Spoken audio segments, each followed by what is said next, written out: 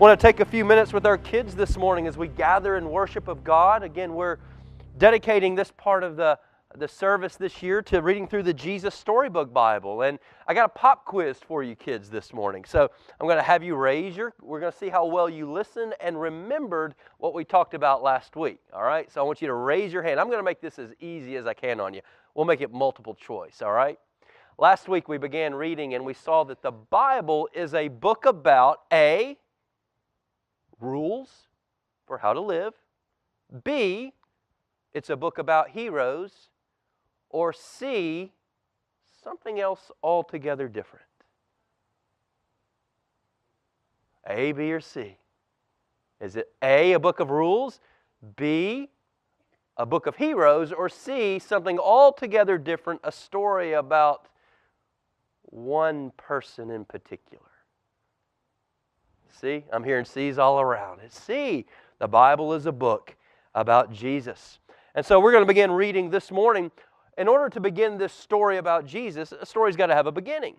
And so we're going to read a little bit about the beginning of where this whole story of Jesus begins. As I told you last week, again, as we continue to say, for our big kids here, this is for you as well. We need these reminders, these reviews of the supremacy of Christ in the Bible, the centrality of Christ, and how everything is pointing to Him. And so this is a storybook Bible. The author takes certain liberties in the wording that they use. So I would encourage you, maybe at home this week, you'll want to read the biblical text of this account to your kids. But let me read to you. All right, y'all pay close attention. There'll be a pop quiz again next week. So we want to make sure we listen good. You ready? In the beginning, there was nothing. Nothing to hear, nothing to feel, nothing to see. Only emptiness and darkness. And nothing but nothing. But God was there. And God had a wonderful plan. I'll take this emptiness, God said, and I'll fill it up. Out of the darkness, I'm going to make light. And out of nothing, I'm going to make everything. Like a mommy bird flutters her wings over her eggs to help her babies hatch, God hovered over the deep, silent darkness. And He was making life happen. And God spoke. That's all. And get this, whatever God said, it happened. You see, kind of there's a picture of just nothingness there. But He's got a plan. God said, "Hello, light." And light shone in the darkness. And God called the light day and the darkness night. And it was very good. God said, and there were. God said, "Hello, waters. Hello, sea. Hello, sky." And a great space opened up wide and deep and high. And that's very good, God said. And it was. Then God said, "Hello, land." And there, splashing up through the oceans, came cliffs and mountains and sandy beaches. You ever wonder where mountains come from? How they get there so big? He spoke it and they came up. That's good, God said. And indeed they were. Hello, trees, God said. Hello, grass and flowers. And everything everywhere just burst into life. He made buds bud, shoots shoot, flowers flower.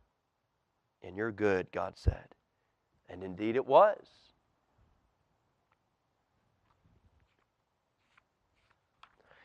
Hello, stars, God said.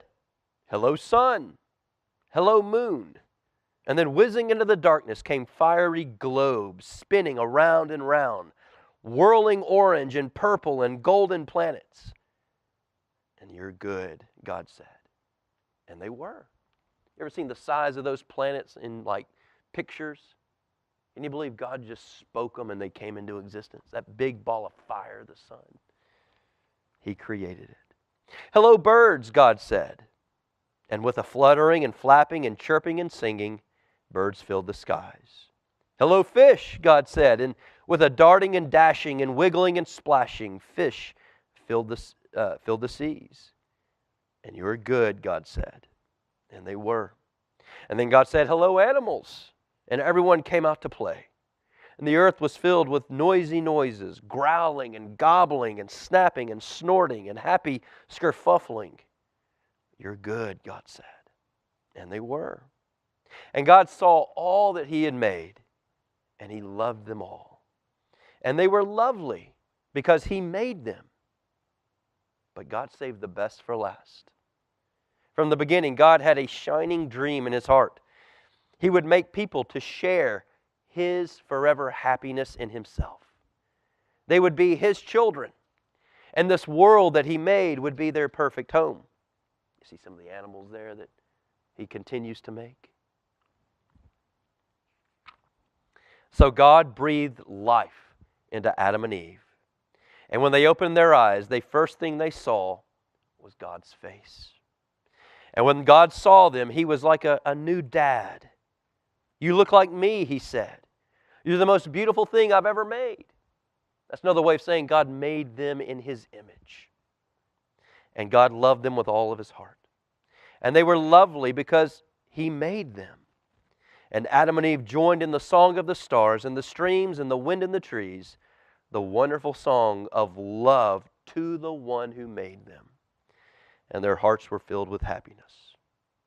And nothing, listen to this, nothing ever made them sad or lonely or sick or afraid. Can you imagine that? You ever get sad?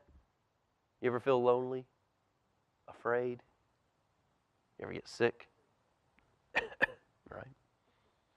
God looked at everything He made and He said it was perfect. But all the stars and moons and oceans and galaxies and everything were nothing compared to how much God loved His children He made in His image. And He would do whatever it takes to keep them near Him. Always. Whatever it might cost Him, He would always provide for them. And so it was that the wonderful love story began.